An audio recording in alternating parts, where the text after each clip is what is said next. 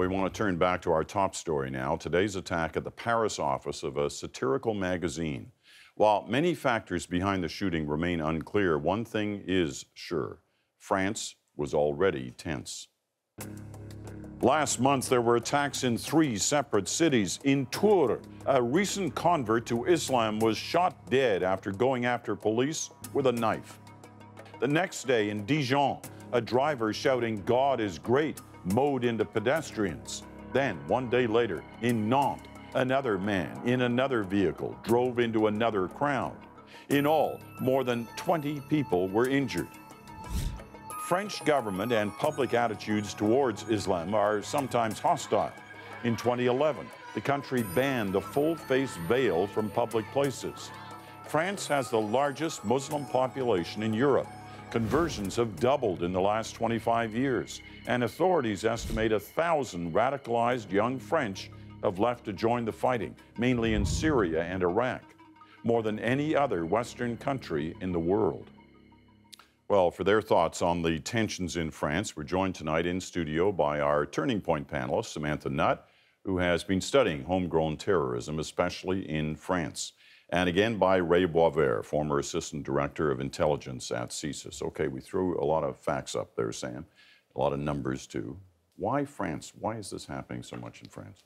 Peter, France has been subjected to an increasing number of terror attacks in recent months and years. It's partly because they have been involved in the conflict in Mali. They have been on many targeted lists for terror groups there on the front lines of fighting Al-Qaeda in Mali, in the Islamic Maghreb.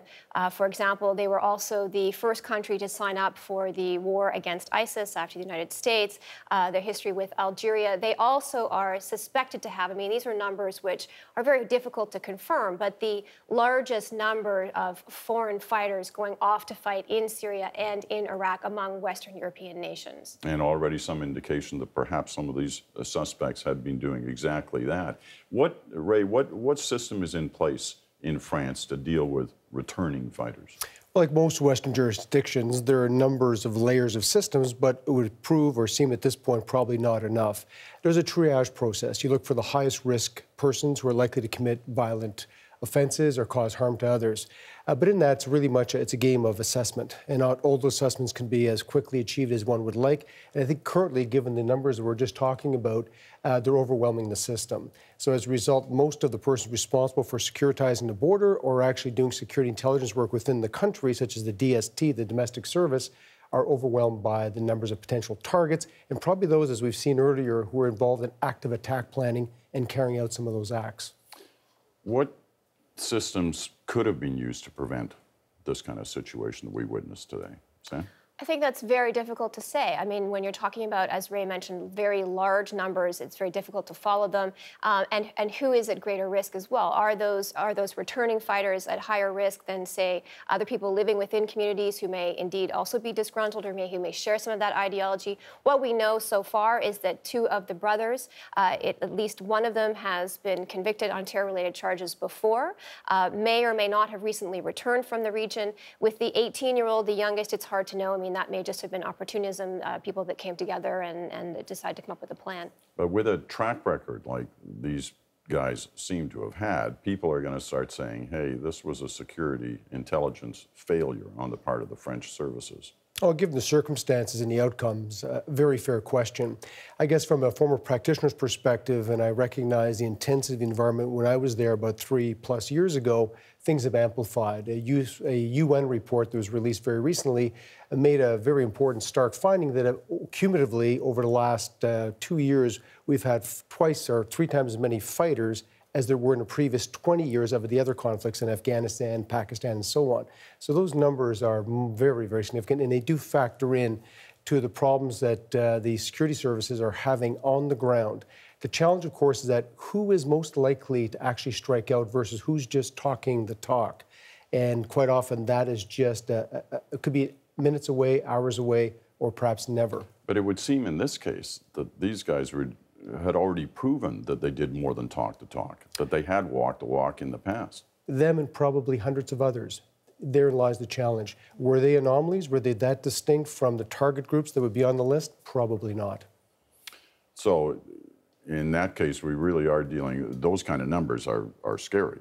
I mean, they're much bigger than the kind of numbers that obviously we've talked about so far in North America. It really is kind of the leader in the West in terms of supplying people with that kind of incentive to fight overseas. Well, that's right. And then in addition, within France itself, you've had some very polarizing policies, whether you're talking about the hijab and the burqa and the policies around that, whether you're talking about the relative isolation of minority groups and the lack of integration. I mean, these are some of the challenges that France has been facing that has created a lot of some of the ideological drivers, for example, that we're seeing. And so to try to identify who is going to be the highest risk of committing some of these kinds of attacks, that is very, very difficult. And what we're seeing here almost seems like some sort of a hybrid. It's not quite a lone wolf attack because they were organized. They may have had some level of connection and training to more sophisticated elements overseas. At the same time, they are a homegrown terror threat, a homegrown terror group that has evolved locally. So we'll see. I mean, this could be a real game changer. When you look at those videos, Ray, and we were looking at them earlier, you and I, but, you know, what separates this from those kind of lone wolf attacks that we've witnessed both in Canada twice and some indications in the U.S.? What makes this different? Well, some of the key things that the security professionals would be looking for would be direction from overseas, funding, training opportunities. Part of the sort of the gray area, the fine line is, in this case, we may have had two shooters who had direct experience and direct training in a foreign hostile environment. But when they came back, they were probably autonomous. And they sort of decided on the target, they decided on the timing, and how they're going to execute it together. If, in fact, they were brothers, then it makes it even easier to stay off the grid. They can stay off the radar of any security intelligence organization or law enforcement agency because methods of communications would be very intimate and very limited. So as a result, to be able to plan and do what they wanted to do without being on the radar despite their pedigree and despite their long history of violence. Any similarities to anything else we've witnessed recently? Well, the Boston Marathon bombings come to mind because, again, two brothers, it would be very difficult to monitor that. They didn't have any kind of formal connection internationally, so they wouldn't have been picked up within that intelligence work. So we do see some of those similarities, but again, it's so early, Peter, it's really hard to know for sure and to draw too many conclusions at this point in time. One conclusion that some people are already jumping to based on the number of things that have happened in recent months is we are now looking at the new normal. Are we? I think so. This has been, the trend line is growing, it's going faster, and it's becoming increasingly more violent. I think the effects of social media and the growth of strength of the resonance of that very well-skilled and well-crafted social media message having an effect.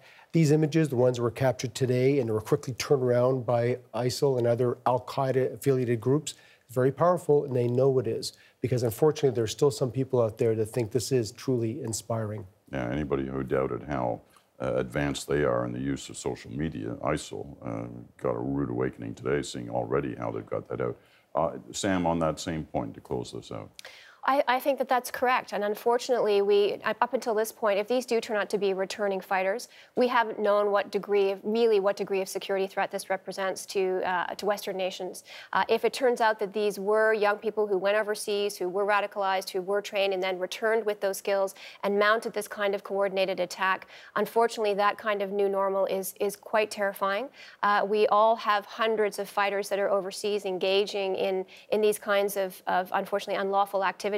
And knowing how and what to do with those fighters is increasingly going to be a question and a challenge for all of us as nations. Many have a right of return to their home countries in most democracies, so that'll factor into the equation.